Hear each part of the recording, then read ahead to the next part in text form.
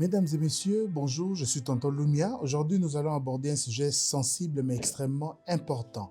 Un débat oppose deux hommes de Dieu que je respecte beaucoup, le pasteur Mike Kalambayi, chantre de l'Éternel, et aussi le pasteur Lifokodiciel, qui est aussi chantre de l'Éternel. Alors, le débat est le suivant. L'inspiration est-elle au-dessus des Écritures?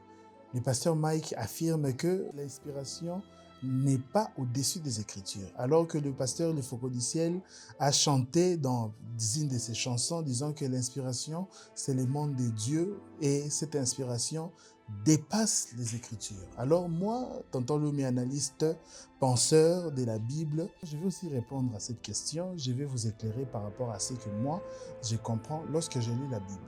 Mais pour pouvoir répondre à cette question, je vais d'abord vous poser une question plus fondamentale.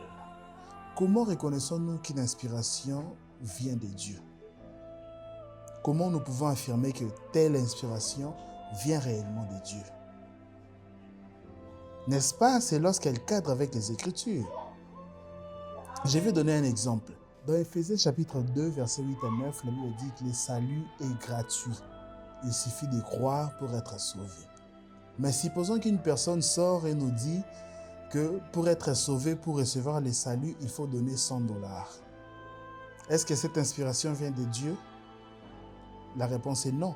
Comment nous savons que cette inspiration ne vient pas de Dieu? Parce qu'elle ne cadre pas avec ce que les Écritures disent. Je ne sais pas si vous comprenez. Dans Galates chapitre 1, versets 8 à 9, l'apôtre Paul dit, même si les apôtres eux-mêmes ou les anges du ciel venaient avec un autre message, un autre évangile, qu'il soit anathème. C'est-à-dire que même si les anges, même si les apôtres eux-mêmes, même si les prophètes, les pasteurs venaient avec une inspiration qui contredit les Écritures, on ne doit pas les croire. C'est-à-dire que même eux-mêmes, les apôtres, savent que les Écritures ont une importance capitale. Ce n'est pas encore fini. Je vais continuer. Dans 1 Jean chapitre 4, verset 1er, la Bible dit « Éprouvez les esprits ». L'inspiration est le souffle de l'esprit. Lorsque la Bible dit « Éprouvez les esprits », autrement nous pouvons dire « Éprouvez les inspirations » ou « Éprouvez les prophéties ». Disons ça comme ça. Maintenant, avec quoi nous pouvons éprouver une inspiration? Avec quoi nous pouvons éprouver un esprit? N'est-ce pas avec les Écritures? Lorsque le message, la prophétie, l'inspiration ne cadrent pas avec ce que Dieu a dit dans la parole, est-ce que nous pouvons considérer cette inspiration comme authentique venant de Dieu? Répondez à cette question. Vous comprenez par là que les Écritures constituent l'élément de base que Dieu a donné. Dans les Écritures, Dieu a révélé sa volonté. Dans les Écritures, Dieu a révélé ses principes. Dans les Écritures, Dieu a révélé sa vérité. Et toute inspiration authentique doit s'aligner avec cette parole que Dieu a déjà donnée. Si nous devons affirmer, comme le pasteur Lifokodiciel a dit, que l'inspiration est plus forte que les Écritures, dans ces cas-là, nous laissons la porte ouverte à la manipulation. Une personne peut se réveiller comme ça et dire que non, Dieu m'a parlé, il m'a dit X, Y. Et nous allons considérer cette parole comme étant plus forte que les Écritures. Et je comprends tout à fait parce que le pasteur Lifokodiciel est branhamiste. Pour eux, le message de Branham est au-dessus de la parole de Dieu.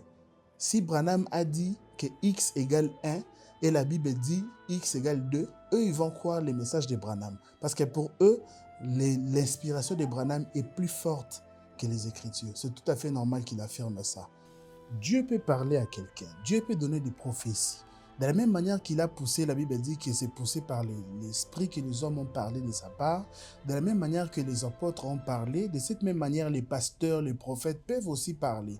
Les pasteurs, les évangélistes peuvent aussi recevoir l'inspiration venant de Dieu.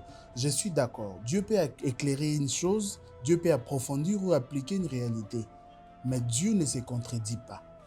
Parce que l'inspiration, si l'inspiration ne cadre pas avec les Écritures, c'est-à-dire que Dieu s'est contredit. Or, l'Esprit qui a parlé autrefois, qui a inspiré les Écritures, ne peut pas venir plus tard et dire une autre chose. C'est-à-dire que les Écritures, l'inspiration doit cadrer avec les Écritures. Je ne sais pas si vous comprenez ce que je dis. Jésus l'a même dit dans Jean chapitre 16, versets 13 à 14, la Bible dit « L'Esprit rendra témoignage de moi ». Jésus nous a prévenu que le Saint-Esprit qui viendra en son nom va rendre témoignage de lui. C'est-à-dire que Jésus étant la parole de Dieu, l'Esprit qui viendra ne peut pas contredire la parole que Jésus incarne. L'inspiration est précieuse, oui. L'inspiration est vitale, elle est nécessaire, oui. C'est d'ailleurs grâce à l'inspiration que nous avons reçu les Écritures, je suis d'accord. Mais l'inspiration ne peut pas être supérieure aux Écritures. L'inspiration ne peut pas être supérieure aux Écritures, car le Saint-Esprit n'abolit pas la parole qu'il a lui-même inspirée. Parce que les Écritures que nous lisons ont été inspirées par le Saint-Esprit. Et le Saint-Esprit ne peut pas abolir la parole qu'il a lui-même inspirée. Les Écritures est très capitale et elle reste supérieure à l'inspiration.